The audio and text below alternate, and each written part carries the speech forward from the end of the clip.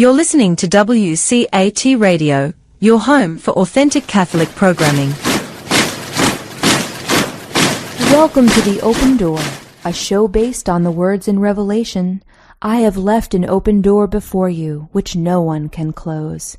This is WCAT Radio's longest-running show, which opened the door to the radio station in October 2016. It's currently offered by Jim Hanink, Mario Ramos-Reyes and friends, and remains open to the love of God in its call to build a culture of life and a just social order through the panel's discussion of the Catholic social teaching principles of solidarity, subsidiarity, and economic democracy. The Open Door also explores nonviolence, distributism, and communitarianism. So join us at the Open Door, where you too can be part of the conversation. Welcome to the Open Door. Jim Hanink here with fellow panelists Mario Ramos-Reyes and Valerie Niemeyer. Today we will continue our discussion of the art of translation, Eastern Catholicism, and the relation between Thomism and Ressourcement theology. Our very special and returning guest is Professor Matthew Maynard. He is a Ruthenian Catholic, raised Roman Catholic, in a mixed American-Slavic and Appalachian cultural context in Southwestern Pennsylvania. Matthew is a husband and a father, a seminary professor, and a translator. Let's begin in prayer. Come, Holy Spirit, fill the hearts of your faithful and kindle in them the fire of your love. Send forth your Spirit, and they shall be created, and you shall renew the face of the earth. O God, who have taught the hearts of the faithful by the light of the Holy Spirit, grant that in the same Spirit we may be truly wise and ever rejoice in his consolation. Through Christ our Lord. Amen. Matthew, has your work as a translator triggered new questions for you about biblical translations? And are there any translations that you think are especially helpful? I'm not sure it totally triggered new questions, but it solidified certain insights or thoughts that I had. Most of my translating is technical works where you have to be there's a certain slavishness that's necessary where you're translating a scholastic. But how to put it, it made me even more flexible, so to speak, as regards certain matters of translation. So let me use an example that could apply either to the Byzantine or Orthodox context that I exist in, or to the Roman context. And I'd be curious what others think. I think that given that liturgically the West is so indebted to the Vulgate, or that in the East we're liturgically so indebted to the Septuagint, that it's important to actually use translations that are backed against the texts that are liturgically paralleled, at least for like one aspect of our spiritual life, because of all of the kind of verbal resonances, right? So the translation is really just partially a question of the context where that text was used.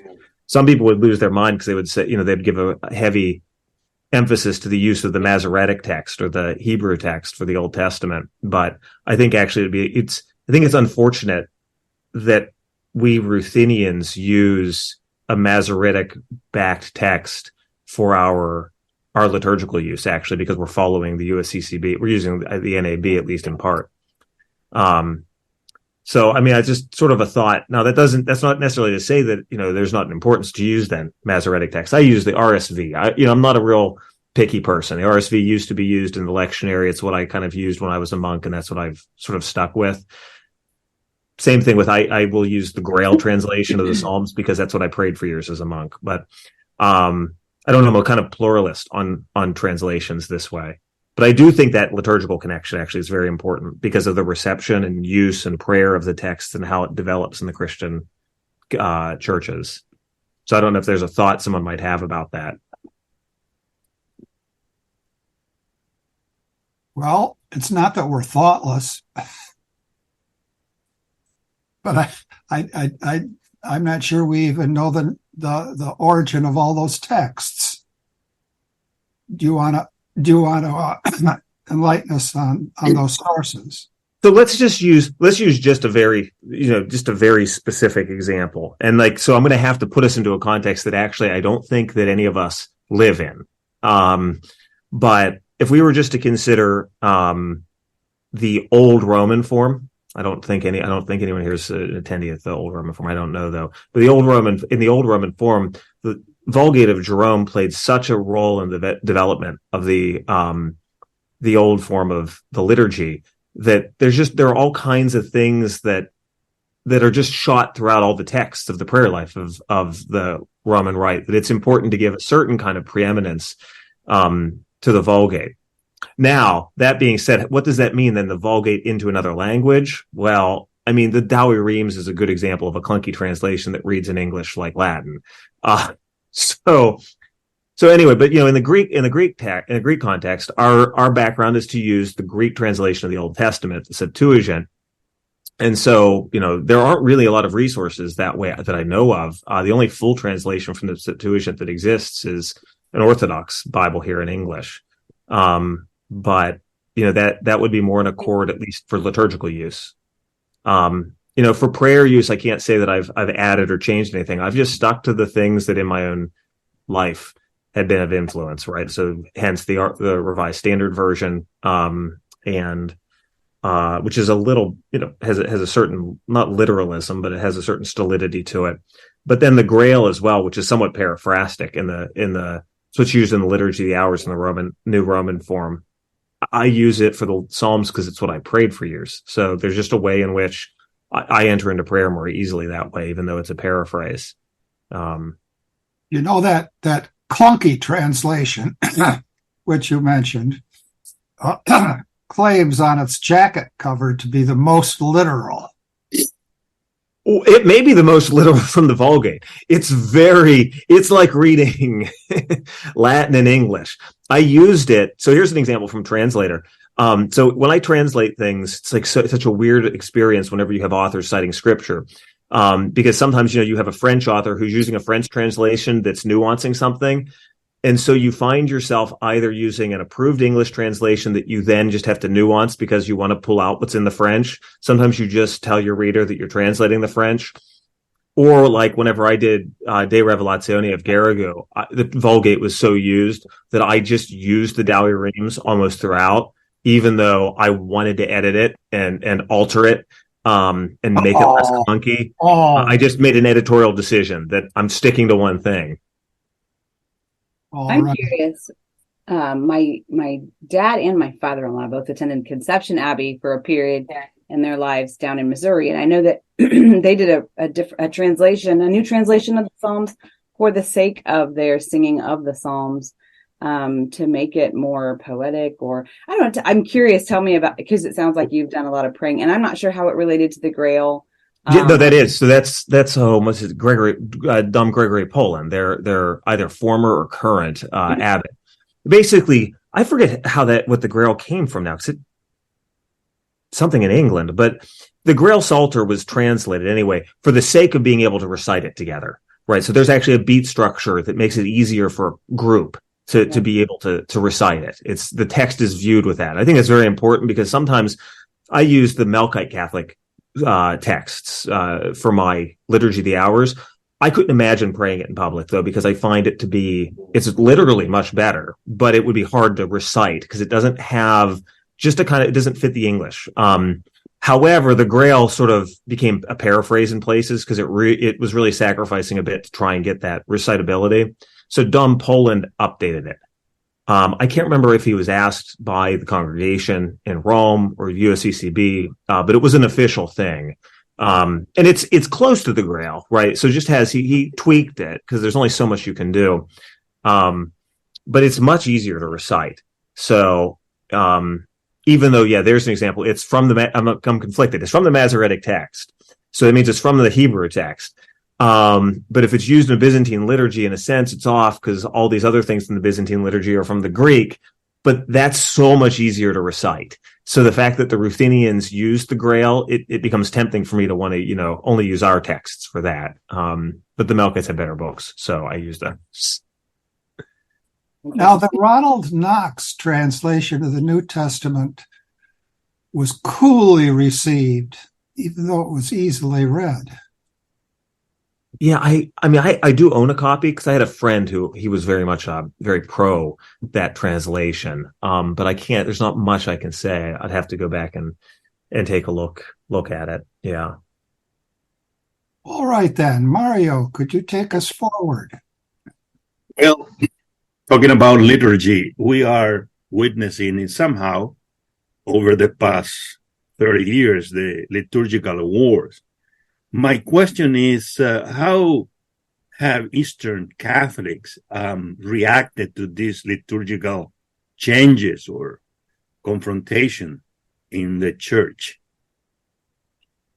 If I'm afraid I'm going to get in trouble, but I'm going to say, all right, come for it. We are already. We need the ratings. We need the ratings. So there's a joke that a couple of fellow Byzantines and I have, and so we were once referred to as rites, right? Your Byzantine rite. We're very insistent to say, right, that we're sui juris churches, and there are multiple churches that have rites. We always want to assert we're not just merely rites of the Roman Catholic Church. It's a normal thing to say church. So just to make very clear that I'm not denying that we're Catholics, I'm just saying we're sui juris churches.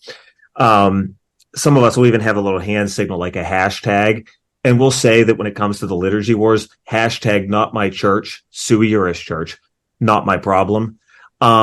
Because we experienced Vatican II completely differently than the West did on this. I mean, if anything, the Byzantine churches and probably, the Maronites and others too, went back to their liturgical roots more. Like there's a way in which even though Sacrosanctum Concilium is practically written for the Roman Rite, you sense this, that after some general principles, it goes into, specific norms for the Roman Church, that the spirit of that was followed even much more clearly and better, to be honest, in the Byzantine Church. So the Melkites, for instance, I mean, they just put out a huge set of volumes of all their liturgical texts and translation in English. Not just now, but I mean that they've put that out over the course of the past 20, 30 years, and have worked to inculcate that in their parishes. And there's a little bit of reaction to, it's a weird reaction. It's a reaction to what the churches were like in the 50s, 60s, and 70s, irrespective of the council. People want to be kind of deeper in their really orthodox practices of liturgy, but it's not a reaction to the council. So it's just not the liturgy war vibe. We're very much outside of it. It's hard sometimes to get to remind yourself of what it's like over in Roman Catholicism, where people are sort of vexed about that. But it's a very different experience of Vatican II that way. So can you, from your perspective, what do you see as it's kind of the both and, like the points on what you might call both sides of the liturgical considerations? Where do you see value in both, maybe coming from both quote unquote sides? Is there a both and to kind of think in terms of to approach common ground? I don't want to get in trouble. I think the Roman Church should probably learn some lessons from the Byzantine churches, is to be honest. I mean, I'm not trying to be an imperialist, because I teach the Vatican II documents, and whenever I have to explain basically to my students, listen, you're going to get people who come out of the Roman Church who are angry that this wasn't actually carried out. So we have to be familiar with kind of what happened over there. But that's kind of how we approach that document. The only thing, so one thing I will say, and this is, okay, there's a lot, we're culturally Western, those of us who live in America, and there's a way in which sometimes the Byzantine churches are totally on an island, separate from just sort of what would be just some of the normal, let's just think of just something very stupid. It's like the cultural context of like hymns that go along with certain seasons, right? That people share with their family, and that people could go to a Byzantine church and sort of never be exposed to regular Anglophonic Christmas hymns, except by the broader culture. And sometimes, having a sort of absolute boundary up to the reigning culture around you is a real problem, and can be an issue in the kind of Byzantine and Orthodox world, because the Orthodox churches are so autocephalous, right? So they kind of get stuck to the culture from the old country. The OCA tried to avoid that, the Orthodox Church in America, by trying to create an Orthodox jurisdiction here. But as regards liturgical praxis, I don't want the Byzantine liturgy to learn too much from the looser practices that are going on kind of in mainstream Roman Catholicism. And I'm saying this actually as someone who I'm not spiritually very tied to the old form in the Roman Church. I just sort of never was at home there, even when I'd go there. So if you want to probe that a little bit more, I apologize. That's an awkward... No problem. I was just looking for something that might help build common ground. And I think it's refreshing that it's just good to know that, like, we just get so focused internally. Yeah, here's an American church. And I think that's the biggest thing is like broaden our perspective as to the way, again, the diversity can be so beautiful and strong and good in the midst of our unity as a church. But, and you can say something more about that, but then I'll also invite you to just move away from liturgy and just in terms of Eastern Catholic spirituality. You're teaching at an Eastern Catholic cemetery. You are an Eastern Catholic, but you've obviously had you've been embedded in a lot of Roman Western Catholicism as well. So what do you think is helpful, especially helpful for Western Catholics to know about Eastern Catholic spirituality? So I will play the one thing that I do think that the Byzantine Church actually could learn quite a bit from the West. So, we can fight about whatever happened to the Liturgy of the Hours in the West. So there's a Byzantine insistence on trying to parochially do the Liturgy of the Hours. I think that'd be great for the West to have that. That being said, the Liturgy of the Hours in the East is prohibitively lengthy and difficult. It's so monastic that actually there's not even a requirement that's universal for priests. They basically have to discern with their spiritual father what they say of the Liturgy of the Hours. And I think that there's a certain benefit to the simpler form of the Liturgy of the Hours that came out of Vatican II, even if it was a significant departure from the earlier Liturgy of the Hours. Nonetheless, I can see the real problems. Our men have issues sometimes with figuring out, like, well, what's this going to look like in parochial life to do faithfully the hours? Because, our Vespers or our Lauds is like 45 minutes, 50 minutes, and it's meant to be done publicly. It's not private. But there's a lot that could be said there. So spirituality, I've probably felt at home with Byzantine spirituality, at least in its general lines, because it's so monastic, right? So ultimately, Orthodox spirituality is very much tied up with like early monastic, ascetical literature and spiritual literature about fighting the passions in the sense of what in the West one would call like seven deadly sins, the capital faults, or the deadly words, or logismoi, as the fathers would call it. And so, a lot of like John Cassian and things of that fed into Benedict of Nursia, kind of at least is somewhere in the back of my soul as something that was important. And so that's really it's actually a point of both commonality and then a little bit of distinction too, because there's not a plurification of spiritualities and devotions and that sort of thing. It's very bread and butter. It's sort of follow the fasting seasons, general fighting against attachment to things worldly, purifying of mind. Something that's somewhat reminding of one of the Carmelites. Entering into a prayer life in which, there's stillness for the sake of mystical contemplation to be able to occur.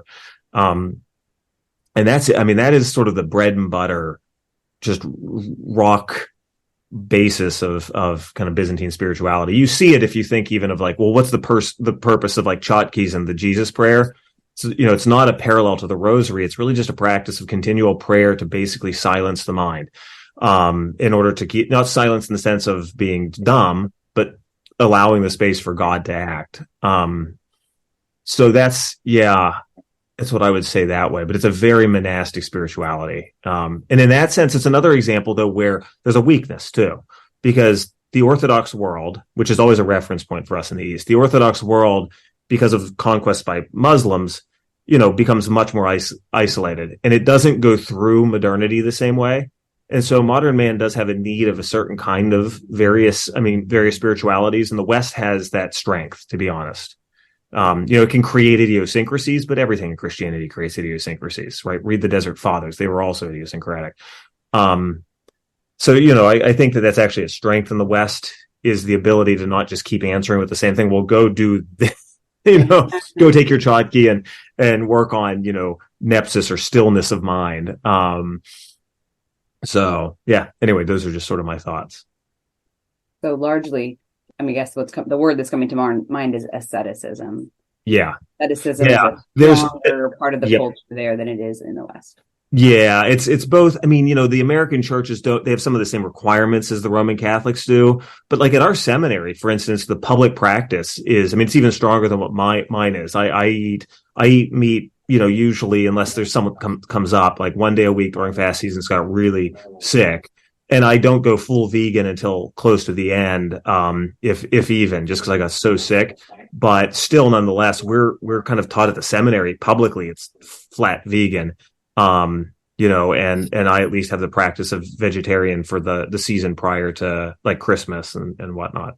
So I like spicy, like Indian food, so I could eat lentils all the time. I always joke it's not a big deal in that reason. So. Mario, you're looking very, very serious. What's on your mind, young man? By the way, gentle readers, listeners, audience, Mario just celebrated a birthday. Yay.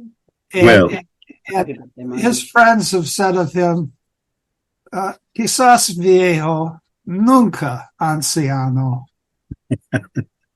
Well, I was listening to you very carefully about spirituality, and you express that the East is much a monastic one. And I wonder how, if you live in the West and you are someone involved in all the culture of modernity, a university, a public university, or anywhere where the culture is the opposite to what we call Catholic culture. How then someone live that monastic life and yet he's immersed in the secular world?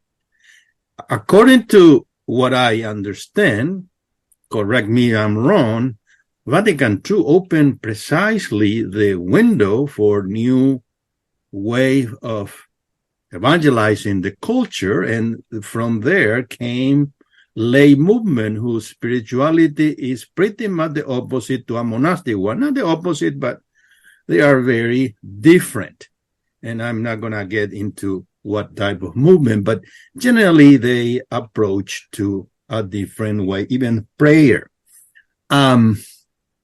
How then someone from the East deal with this situation?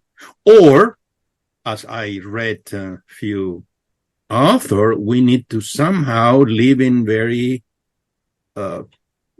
small communities, and so have our own groups and so on, and don't integrate as much as with the world. Yeah. Well, one thing I should be probably clear too, the general ethos is like even more anchoritic in the hermit monasticism in the East. So what I'm about to say is probably showing some of my old Benedictine ideas of monasticism, but that comes out of Basil and whatnot, right? Not every it's strange. Not every group in the church, of course, has the same vocation, right? And technically, not every sui juris church has the same vocation. And also, too, not every sui juris church in different contexts has the same vocation. So, like, especially to be an Easterner in America is still it's this weird situation of being kind of out of your home country. And this creates all these odd jurisdictional things. I don't think that, truth be told, I don't think that, the vocation of the Ruthenian Church is the same in America as Romans. I mean, I think that we're basically called to be small parishes, not necessarily to have that sort of that kind of, some people call it Benedict option, although Rod Dreher gets very angry when you say what you did, he gets very worked up, even though it sounds like that. You understand, like, I agree with how you're putting it, but I just think of it as, you're a small parish that's like a rooted community, like how a monastery used to be once upon a time. We're sort of just by the natural, like, overflow then into your community around you, various things that you do, you offer as a parish, you sort of engage with your local community. And that's just as far as you go. I quite literally think it's impossible for the Ruthenian Church to think in any other terms because we are so small and poor. And so you have to just accept your vocation that way.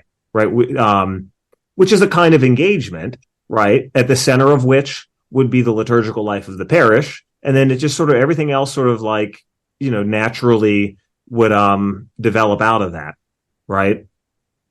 So it's sort of on that model of how the monasteries in the West sort of functioned during the Dark Ages, especially. I mean, you have a, community that sort of just naturally grows, around that faith community. And that's just one aspect of the Christian vocation. It'd be very, very, very wrong to emphasize that as though it's the only approach, because what would you do about Christian political involvement? Right? Like that doesn't have a grammar for accommodating that very important aspect of, like, thinking about Gaudium et Spes, right? I mean, if you think about Gaudium et Spes, right? And I'm not saying every Ruthenian can't be engaged or something like that. I'm just saying sort of the natural bent of the church is that. And that's just sort of it's a charism, I guess. My concern is not concern, but my experience has been precisely that I'm not a monk. And when I became Catholic, I was formed by Opus Dei. And our view of the church was quite different. It was not monastic. We're not clerics. So we didn't pray the liturgy of the hours. We have our own prayers, which are part of the church, of course, and we were involved in society, not separated, but engaged in society, in politics and everything else. So that's also changed in some ways the relationship between politics and the faith, between the world and the church. And precisely one issue which is very delicate today, which is the state and the church. Because there is a resurgence in some places of integralism, even though that term is a little bit confusing and very bad defined somehow. There is, and to me, has a root in precisely spirituality. And my question is, what do you think as a Eastern Catholic about this relationship between the state and the church? Yeah, because it's hard to say as an Eastern Catholic. I really was thinking about this question because you provided me at least sort of an outline ahead of time of maybe some topics. Because it's tough. It's like on the one hand, we know what this was like for Constantinople, right? That you have the temptation of Caesaropapism, basically, which is, it's a kind of reverse, like taking the glove of integralism and turning it inside out. You have this, this politically imposed culture of the religion, but it's politically imposed. I mean, you see this in the early councils in the way that they're called too. On the other hand, it's like, what is there to be thought about the relationship between church and state for, the smaller Slavic, Hungarian, Eastern Catholic churches in most recent history? One of the reasons why most of the immigrants were so comfortable with America was precisely the experience of communist aggression or Russian aggression against their churches, right? So there's a sense in which Eastern Christianity, on the one hand, has this big strand of integralism, and in a different form, right? But it has this strand of integration. And I agree. The word integralism, doesn't help in English, and often I know like in French, it's closer to something like fundamentalism is really what it is.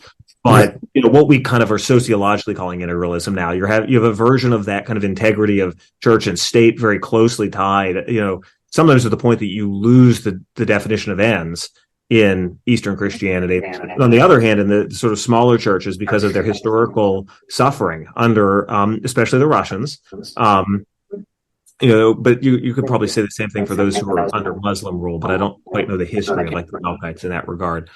There's an appreciation for the separation of spheres, even though I'm not sure what to say beyond that as specifically Eastern. Right? I don't stick my opinions beyond that. Thank you. Let me ask you, Matthew, about contemporary theologians who have an influence on Eastern Catholicism, and perhaps in particular on the Ruthenians. Are there some contemporary theological figures that are widely read, widely discussed? Widely. It's often it's often a generation back that functions as a kind of first tier. People like Alexander, so Orthodox thinkers, first of all, play a kind of central role. So you'd have texts like by people like Schmemann or Losky, somewhat by someone like Meyendorff as well, although he's more pugnacious. As regards Roman Catholic theological thought, this is where I stick out as just an oddity. The Eastern Catholics are much more at home with Ressourcement theology, precisely because Ressourcement theology, at least half of its goal is to go back to earlier sources. I mean, the other half is a certain kind of engagement. So my students, for instance, have a deep devotion to like Jean Danielou, somewhat as well to Ratzinger. I think there's something a little bit Western European about him. He's in a sense, he's more biblical than patristic, even if he is patristic, whereas Danielou was more patristic. You also have some figures who are like the Melkite theologian at Notre Dame. What's his face? Marcus Plested's coming to my mind. Colette Anatolios. There are discussions around the work of people like Marcus Plested and a number of Greek figures who are working on Greek scholasticism. So John Dimitrokopoulos, my boss, Father Christian Kappas. I haven't myself in my students seen as much interest in like a phenomenologically influenced person like Christos Ionaris, for instance. And I don't know if that's just happenstance for my students, because in other Byzantine circles, that strand of later 20th century thought is more operative.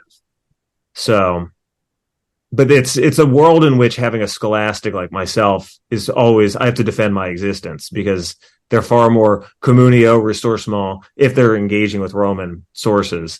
So I find myself trying to show them a kind of harmony that can be found. And they're sometimes surprised. I lean into the spirituality of divinization as such an easy example to try and show the points of connection between Thomism and the East. All right. That's helpful. Valerie? You're mute. Thank you. I was trying to avoid We're trying to avoid echo. static, so we mute and then we unmute. Yeah. It just struck me, forgive me if this isn't ungraceful, I don't know, but I was just thinking, is because the church and the state delicacy, and I'm not sure, I think we might like you to speak a little bit more about the challenges that the Eastern Church has kind of had to address, or still maybe, I don't know, maybe addressing with regard to that church and state. And then also this divinization. I mean, I know early after my conversion, I remember reading certain people, and then, there was this concern about about this language of divinization being sort of almost, kind of Luciferian, and in terms of we're trying to be God, or we're stepping out of humility as creatures. And I wonder if there's a kind of a relation. It just, divinization is to blank as, integralism is to blank. I'm just curious if you have thoughts on either of those things, either the challenge of church and state relations, and also like human and divine, integration within the person. I don't know. Okay. Yeah, no, it's an interesting thought. So I think what you're to try and re-articulate, I'm looking up just to try and myself think this through. You're sensing that very often, I think, when people talk about, and it's just a rich tradition in the West. So the idea of, because it's in the West, it ends up becoming a reaction ultimately to Protestantism and the idea that grace is just extrinsic imputation of Christ's merits without formal change in us by way of sanctifying grace. But it, predates that. I mean, it goes all the way back into the Latin fathers.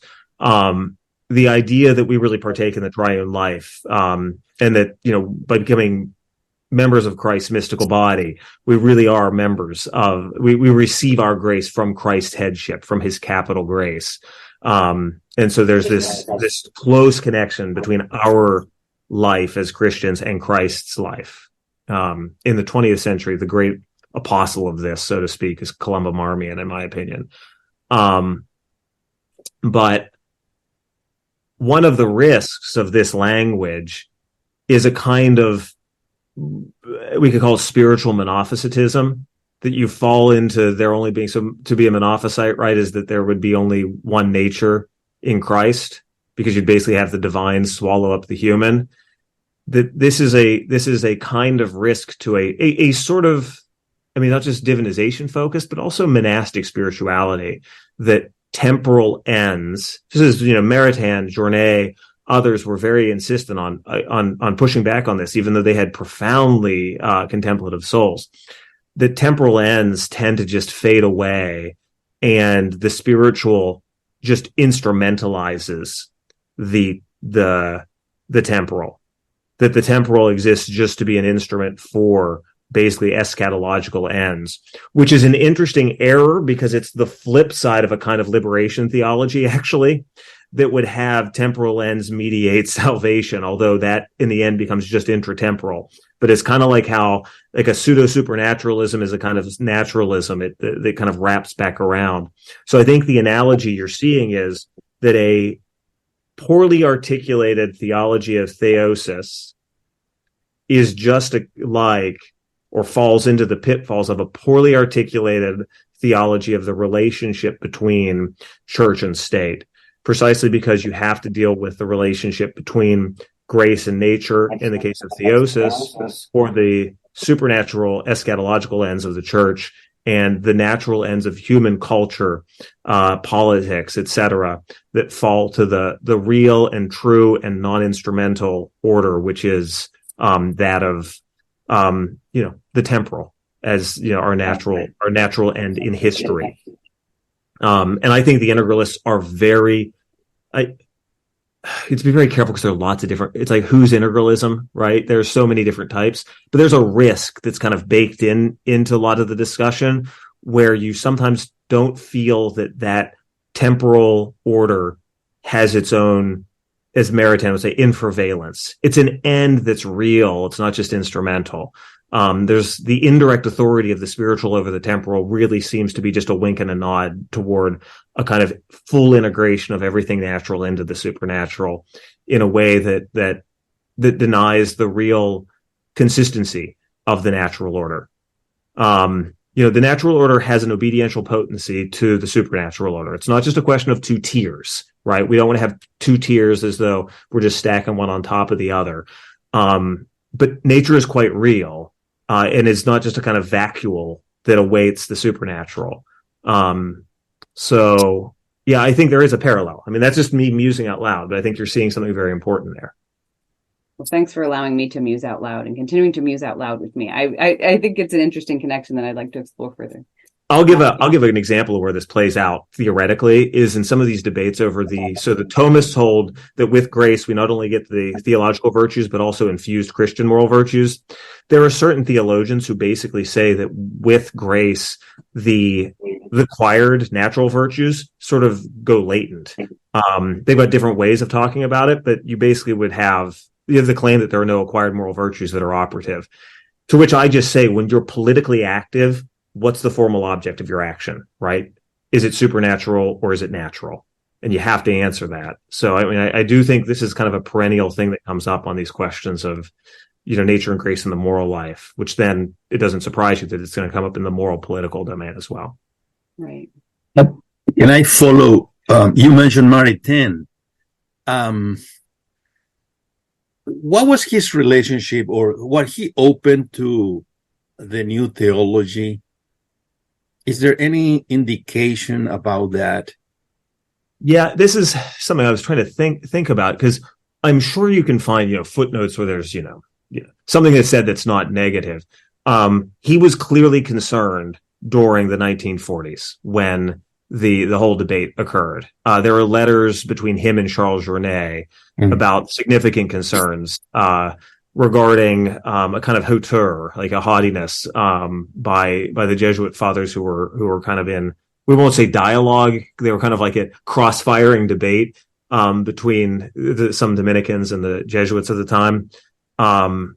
I've seen, you'll find certain traditionalists who will claim that, Maritain is he's a proponent of the Nouvelle Theologie. There's nothing in the tradition, in his text, I should say, that really bears witness to that. And I don't know if you've ever read anything by the French historian Etienne Fouillou. He's a historian sort of early 20th century, first up to the Vatican II, especially intellectual history in the West. He has a volume. It's basically about between the modernist crisis and Vatican II. I think it's a church in search of liberty or something like that is the French title. He sees very clearly how it's like Maritain cannot be put underneath any of the Ressourcement lines, right? He sees in the end that because Maritain still has all of this traditional Thomism, he's still very much wedded to a kind of, Thomistic, not purity, but he wants to be a Thomist, right? He's not a historian. Right. He's a resourcer. He can't be stuck under the Salchoir or under the folks at Fourvière, like the Jesuits. He's sort of sui generis, and partially for Fouillou, he's sort of passé in a sense, is how he comes across. I don't think Fouillou totally intends that, but that's how it comes across. But yeah, he was not, he was discomforted by what was going on, but he wanted Rome to provide a positive response, was his desire, less than a condemnation. But okay, it's pop quiz time. Okay. There's been much discussion this morning about strands and trends and influences and churches, plural. The British philosopher of religion, Ninian Smart, who wrote about all sorts of religions, at the end of his thinking about Christianity, said that, surprisingly enough, he himself had come to the conclusion that there is no one thing that is Christianity. I wanted to push back and push back hard. However, I wonder what you think about that, Matthew and Valerie and Mario. After all, this is a pop quiz, and it's fine for us to work together. I'll say that, I'd have to know the exact context of what those words mean from, is it a male name or a female name? Oh, it's now you're going to tell us that there's no one thing as two genders. Just watch your step, young man.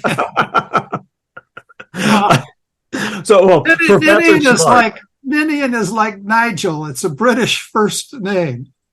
And he had a very, very broad audience, but he was a philosopher of religion. Well, and so, but I'm just saying, so I would say that there is a real sense, even within, like, in my context, I just feel natural to say that there is, in a sense, not one Christianity, because I live in a world in which I take very seriously, actually, the ecclesial status of the Orthodox churches. I'm well aware of the fact that they remain dissident churches, and yet I probably am far more comfortable with seeing them as brethren than probably most even Roman Catholics are. I mean, I know that nowadays we're much softer on that than we were maybe 60, 70 years ago. We're creedally on all the great points of Trinitarian and Christological truth, as well as soteriological truth and practice of sacraments, but the phronimos, as some Orthodox authors say, the mindset, the way of living the faith, the dogmatic mind is actually quite different between different sui juris churches. I would think that the same thing could be said if we put ourselves down into the Maronite world, right? A very Syriac influenced mindset. It's not just a question of different theologies or just superficial spiritualities. I mean, it's a way of receiving the dogma that is not opposed in kind of its propositional content, essentially, but there's something there's this halo of what Christianity takes that's different in different major branches, at least, of Christianity. When I say branch, I'm not thinking of the old branch theory. I'm just thinking of Slavic Orthodox, Greek Orthodox, Syriac, Roman. Like, that's what I'm just thinking of, that in that sense. I don't know. So that's what I mean, in a sense, I would say there's truth that's very important. To go Greek, can't we say in response to smart that we all share one kerygma? Yeah. So that's sort of what I guess I was getting at, is that we do share one kerygma. So we don't want to say that there's absolutely not one. That's probably the problem with that. If it really means that absolutely, you're going to run into, horrible problems. But I would think that someone whose last name is Smart wouldn't say something so not smart.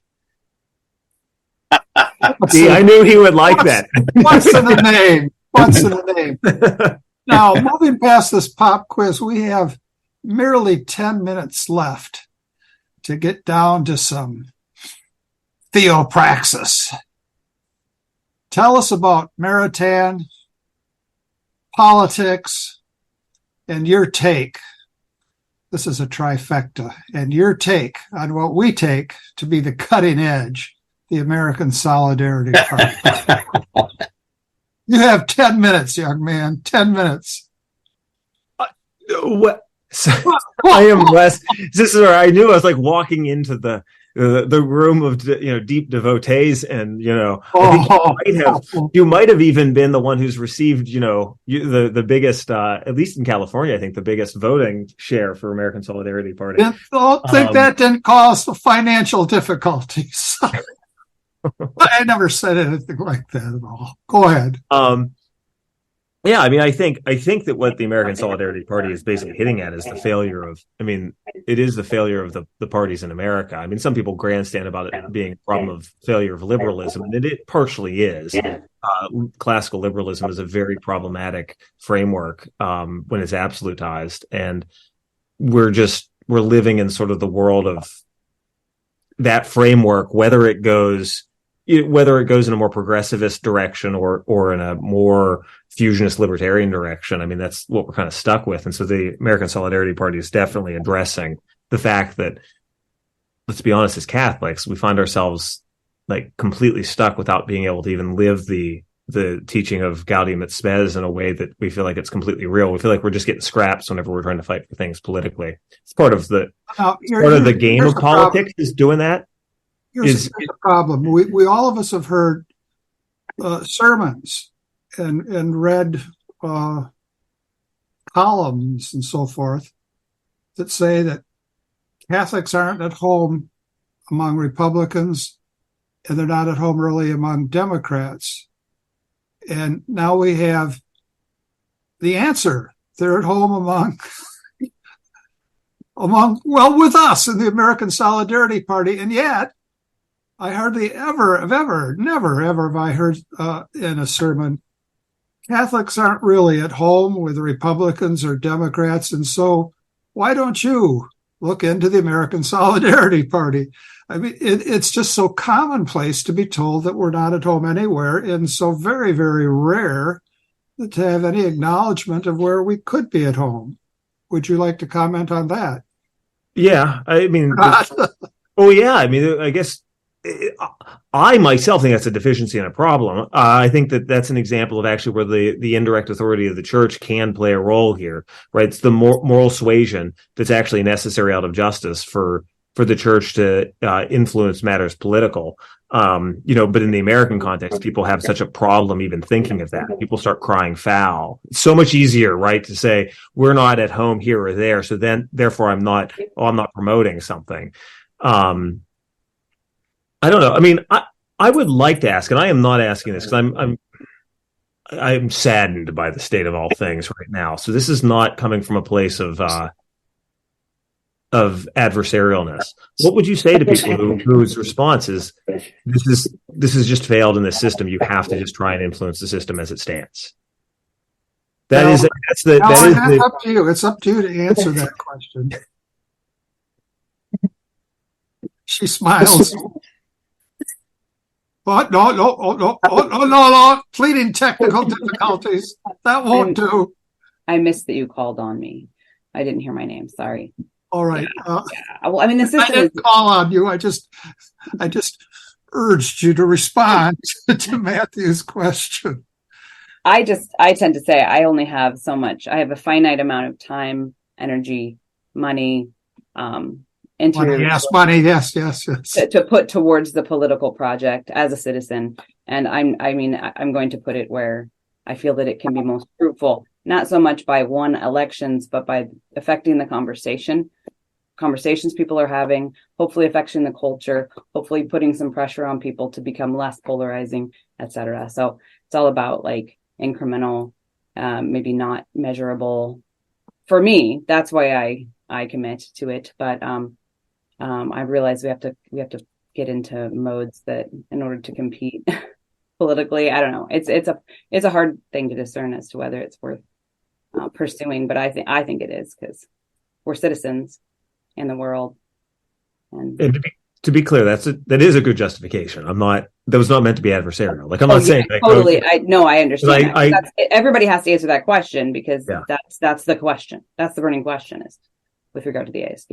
Is it really Mario's not going to shy away from it either. Look at him, ready to pounce. I don't know if I want to ask Matthew about his reaction about an impression that I have about Maritain. If you read him carefully from the beginning and what happened in the early 20th century, you read Raisa and all that. The beginning of his journey was not merely intellectual. When he met Bergson and all that, he was looking for what we may call an encounter, or I don't know if he was thinking about that, but he was moved by those events in his life. In other words, he never began by doing philosophy in order to understand what things are, rather than the other way around. Even at the point that he said something about that late in the 60s. Now, what we do today, or what we have been doing today regarding politics, Christian politics, is beginning with reflection on politics, which was the opposite of what he really did when he began. He began the Circle of Thomas and all that. And the same thing you can see in the development of Christian democracy in Latin America. These leaders never began with reflecting on politics rather than forming small communities, but not political communities, social communities, community of faith. In other words, when politics become somehow hijacked by the apparatus, the whole system began collapsing because everything was power. So my question is whether we are missing the point or what the method is to build really Christian politics. Are we just beginning like anyone else from the Enlightenment, from ideas and theory and all that? Or we need to go back and begin from what is basic encounter with the presence of Christ? That's I don't know, what do you think about that? Oh, I completely agree with that.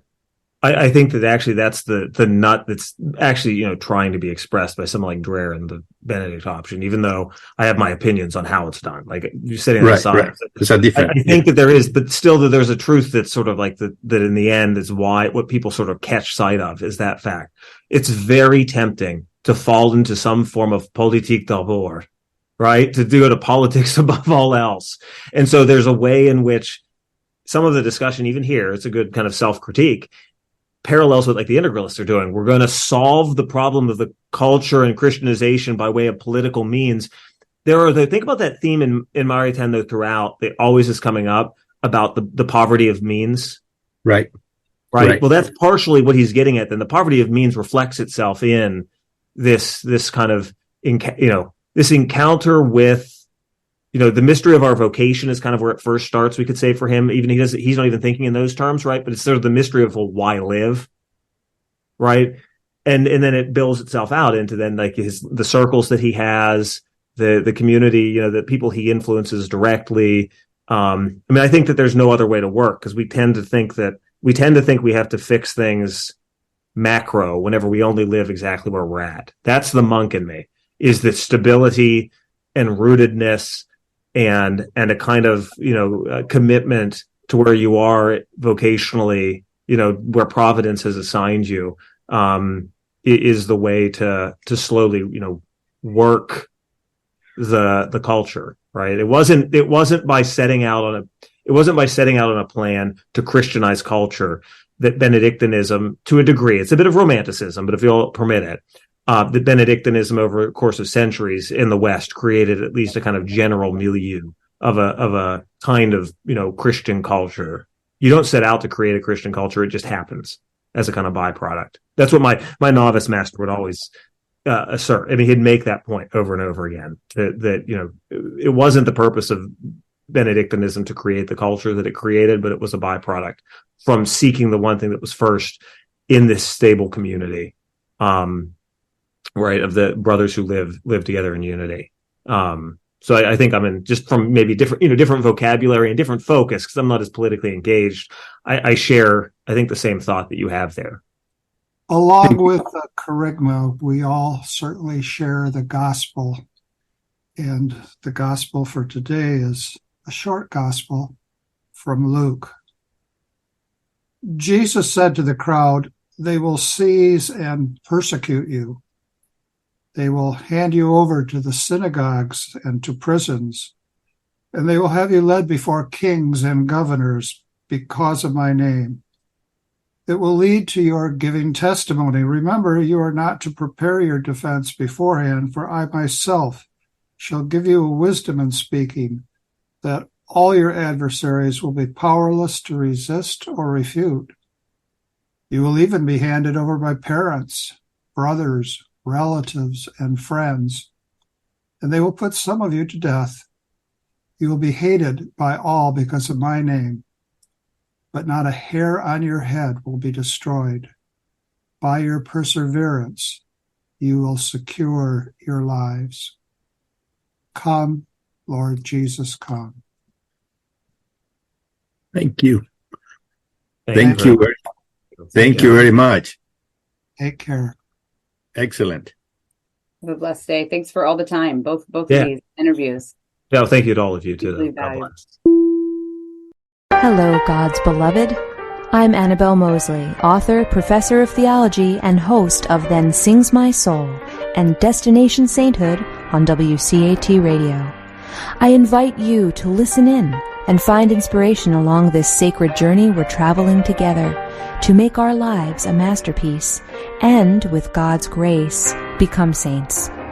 Join me, Annabelle Mosley, for Then Sings My Soul and Destination Sainthood on WCAT Radio. God bless you. Remember, you're never alone. God is always with you.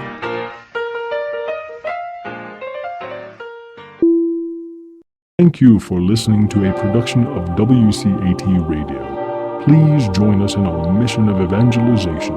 And don't forget, love lifts up when knowledge takes flight.